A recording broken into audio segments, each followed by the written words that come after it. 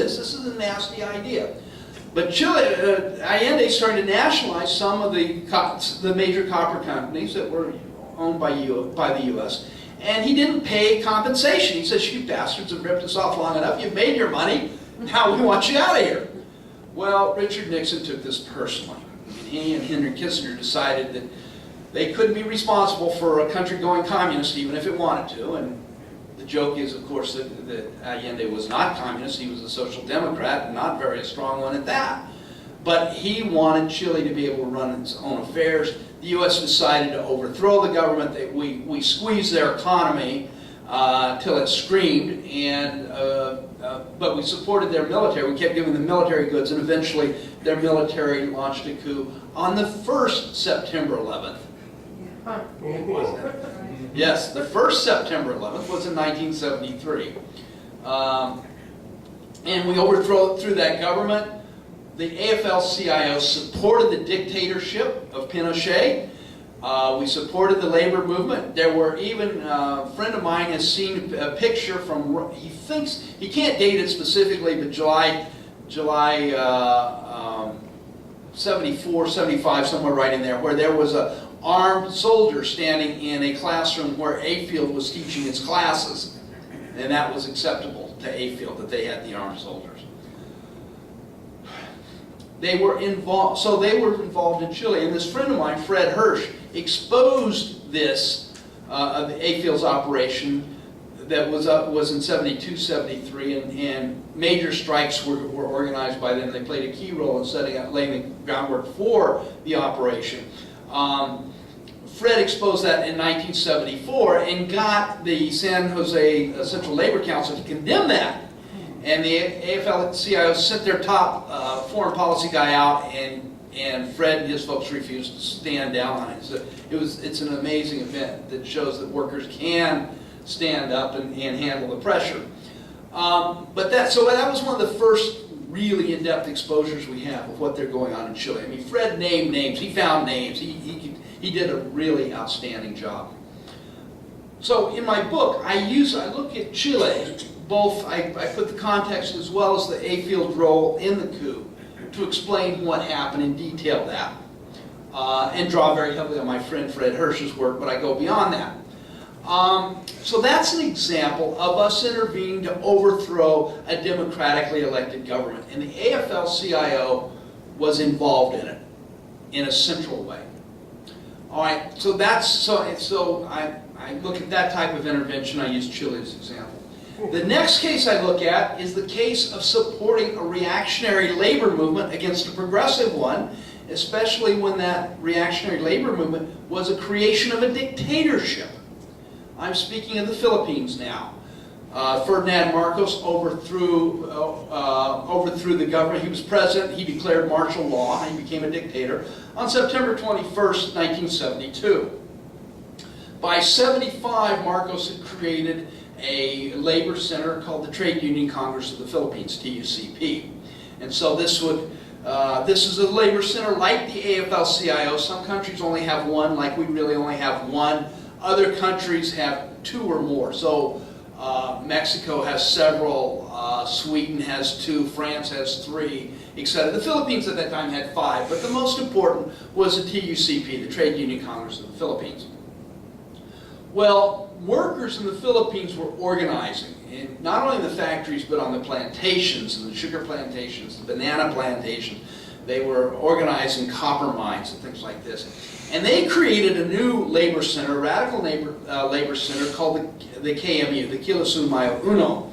And I'm actually written, my earlier book was on the KMU itself, which is one of the most amazing labor movements in the world. But they call themselves, Kilisumayo Uno translates to May 1st movement, and they date that back to Chicago in 1886. So here's a labor movement comes up in a country that the U.S. colonized brutally, and yet was willing to look for the progressive efforts of American workers to claim as part of their heritage. So that right there should suggest this is a pretty amazing labor movement. Well, the KMU emerges, and they play a key role in overthrowing Marcos. And they had been able to insulate themselves into the economy in an incredible way. Now, Corazon Aquino comes into power after, and she wins the election, and Marcos is thrown out. But one of the things most people don't understand is that the human rights abuses in the Philippines were worse under Aquino than they were under Marcos. And for a very simple reason. She couldn't control her generals. Okay, so where we see this played out in the greatest detail is in a copper mine called Atlas Copper Mine. It's on the island of Cebu, which is sort of the center belt of the archipelago. And this was the largest copper mine in all of Asia. They had 10,000, up to 10,000 workers. And the KMU union had gone in 1985, and under Filipino labor law, if a certain number of the workers petitioned for an election, you have elections before each collective bargaining agreement, so the workers get to choose who gets to represent them. It's not automatic like it is here. So KMU fought for this, the KMU local fought for this and won an election. But this success was paid for in blood. 7 workers were killed in the struggle. But when the KMU local, which was called PAMA, it's got a long Cebuano name that I'm not going to butcher either, but it basically means the workers of Atlas. When PAMA took over, they got pay raises, they got better working conditions, something like 9,000 workers that had been irregular for up to 10 years, they were made regular employees, etc. So major advances. So the new contract, the next contract's up in 1988, and everybody on the right wants the KMU out of there, wants PAMA destroyed. So they want to get so there's an incredible effort, and it's led by the TUCP's #1, their main affiliate, which is called ALU, Associated Labor Unions. So ALU builds this coalition, with it being a very right-wing, terrible union.